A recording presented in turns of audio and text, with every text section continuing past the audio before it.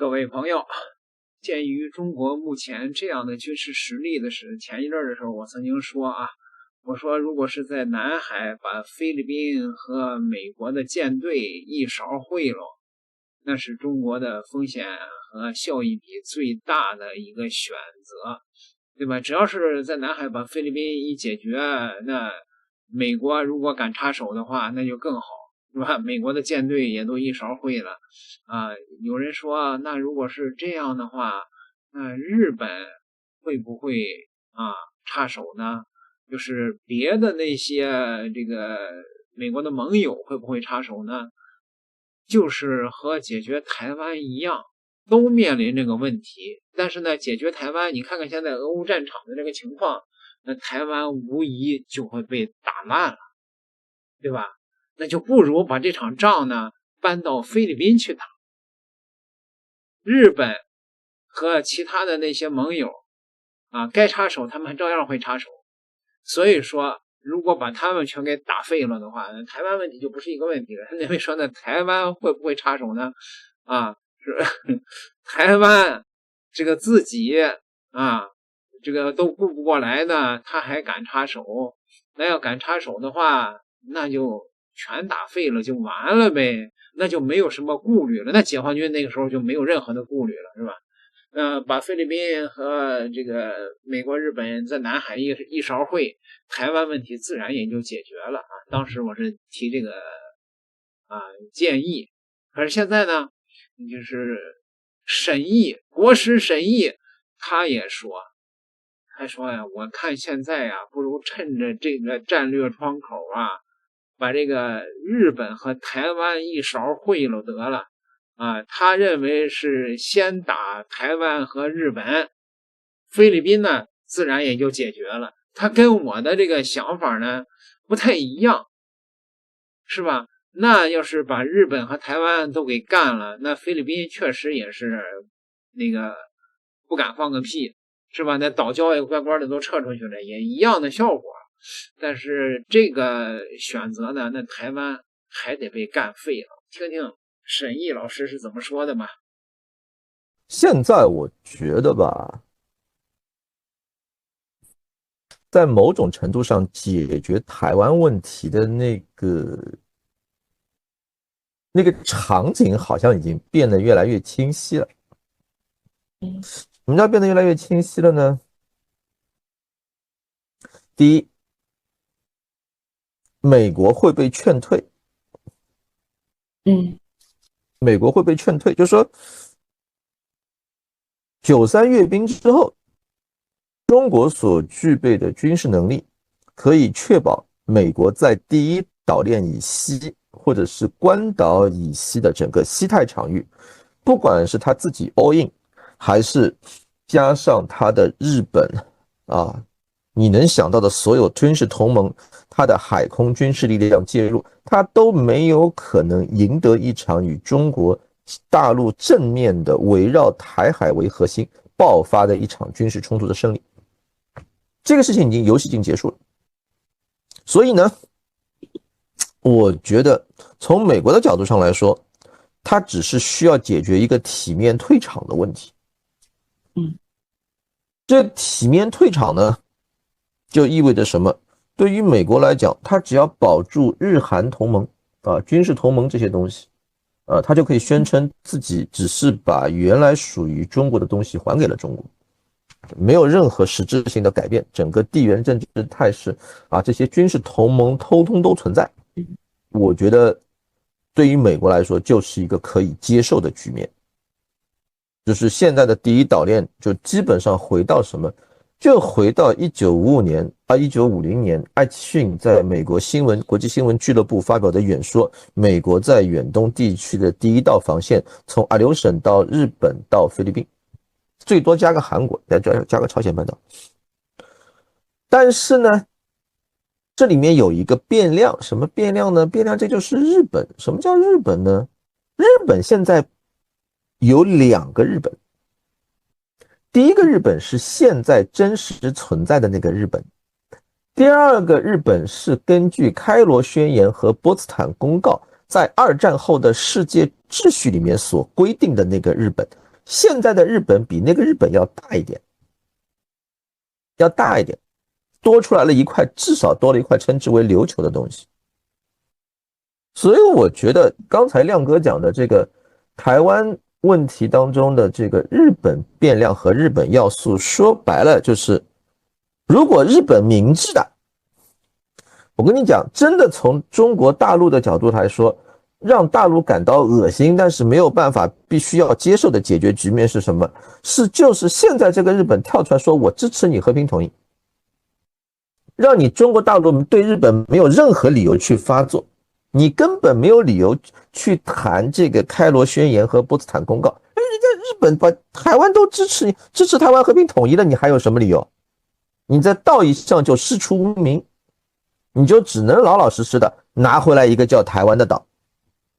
然后呢，人家在这个冲绳啊那些什么宫古那些地方摆一堆东西，反正不管是恶心你啊还是弄你啊，都会弄的那个。但是呢，还有第二种办法，第二种情况就是高市早苗很有可能，比如说他跟赖清德就擦枪走火了，就擦出花样来了。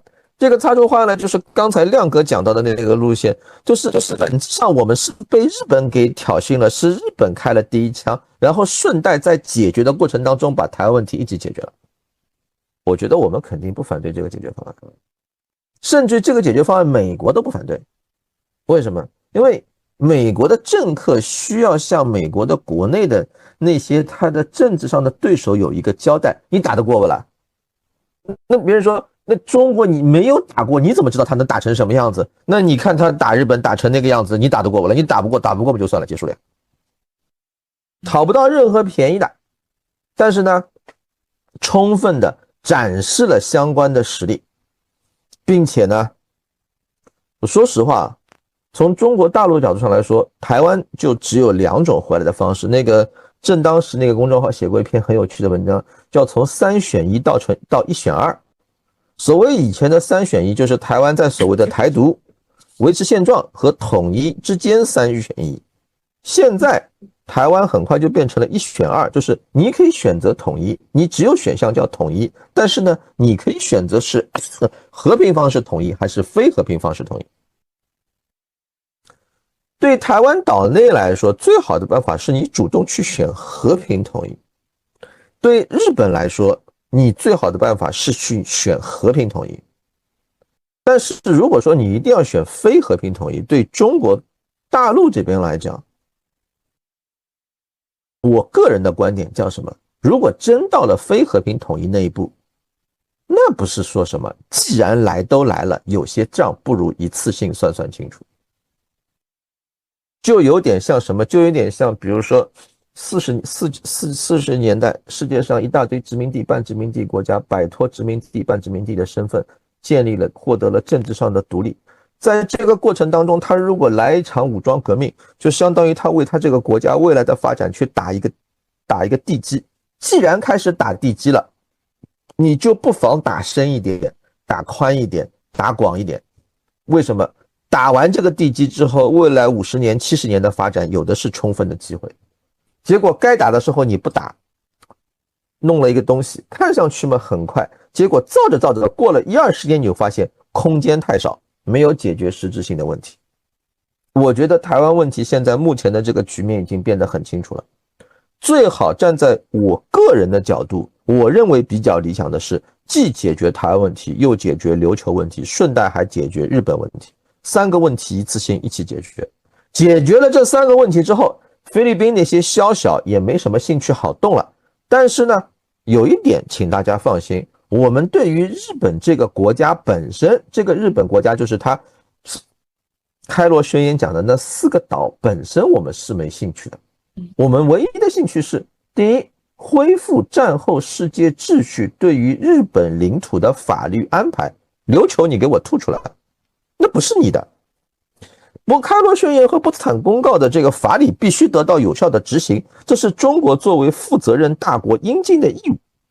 第二，根除日本军国主义。为什么？因为军国主义就是战争。从两岸统一的问题上，你就可以看得出来，一个复活军国主义的日本就不惜以挑起台湾问题，造成地区和平的安全与稳定的威胁作为他复活的条件，所以军国主义就是战争。为地区长远和平与稳定计，军国主义必须被消灭。我们对日本这个国家没有兴趣，但是我们认为日本军国主义必须被消灭，它必须被清算，它不被清算，它不被消灭，对于子孙后代我们是不负责任的，这是不对的。对于地区的其他的人民来说也是不负责任的。虽然菲律宾现在摊上个马可斯搞得非常人五人六，但是历史上日本侵略军在菲律宾那可不是什么模范军队啊。历史上日本军队是标准的兽军，用中国古代的话来讲，日本军队打仗就叫做率兽食人。这种东西你让它重新复活出来，对于人类来说都是一个不稳定的、不安全的、不协调的因素，它必须被消灭。这个事情是在中华民族伟大历史复兴进程当中，你说的玄乎一点，历史给你的一个考验，就这道题你必须要做的，你不做这道题，你的伟大复兴本身是不完美的，因为你这个局面没摆平啊。而且站在美国的角度，他也不介意让日本军国主义来检验一下你中国的成色。当他看到你中国具备这样的实力的时候，你放心，美国一定会说出那句话：学霸，我们来做朋友吧。美国是跟学霸做朋友的，他不会跟学渣做朋友的。这个是建立在实力基础上。而且你看，美国说我们为什么做朋友？我在过去150年的时间里面把日本吊打过2次，你现在中国把它也吊打了1次，不错不错，我们是势均力敌，我们是一个 level 的对手。我们既然是一个 level 的对手，我们就可以作为一个 level 的朋友。这个是美国文化，各位，大家不是都喜欢讲美国文化？美国文化是强者对强者的尊重，是强者对强者的友谊，不是跪在那儿去讨好了，那个东西人家直接是骑你脸上开大的，好吧？这不是这个样子。所以我觉得日非这个动作呢也很有意思，有的时候叫做什么？叫做天意。正常人但凡看一看今天的中国，做一下加法算术、加减乘除，你日本跟菲律宾加多少，你哪来的自信跟今天的中国能打架？所以我觉得日本国内也有无奈的人，石破茂就很无奈，就是你就高市早苗，你这个疯子，你为什么就不长眼的要去撩今天的中国呢？那没关系，这叫做命，这个命是日本的命，我们就让他这个命一定是要实现的。而且呢，我相信台湾岛内的同胞也在看着，有很多台湾岛内同胞肯定是这样想的：如果中国大陆3下5除2把日本给切了，那么统一没有任何不光彩的地方，慕强啊，很正常的。那我们看到日本是什么态度？日本被中国大陆切成什么样子了？那我们跟中国大陆统一，就我们威风啊！这个是非常朴素的想法。你没有这个东西，你拿别的东西去会它，去怎么样它，他总觉得差点意思。我觉得这个心态是比较微妙的，大家必须正视这种心态。当然最后一点，这个问题在我们自己身上。中国传统文化的 DNA 是讲究文明的，我们真的骨子里面非常文明，非常和平。但是这个国际政治的大丛林，唯独不留活路的就是文明。真正的文明早死光了，能活下来就是因为当初我们也能打，对吧？现在我们要学会怎么样文明的继续能打，而且大家一定要有自信。我认真讲，中国足够文明，我们太文明了。你现在就是把菲律宾当场给菜了，别人不会认为你不文明的，都会认为他贱。这点自信我们还是要有的。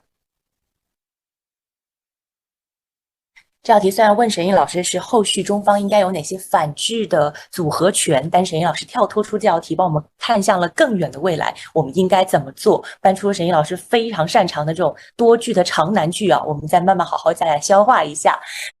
沈毅老师说这个一箭三雕就是把琉球在日本那儿给它独立出来，把日本打废，然后呢台湾也回归了啊，这是一箭三雕。你认为现在就是在中国的这些高级知识分子里边，还有这些政府的智囊里边啊，都是战意盎然呐，又面临着现在这个台湾目前的这种越来越毒的情况，谁也指望不上的情况。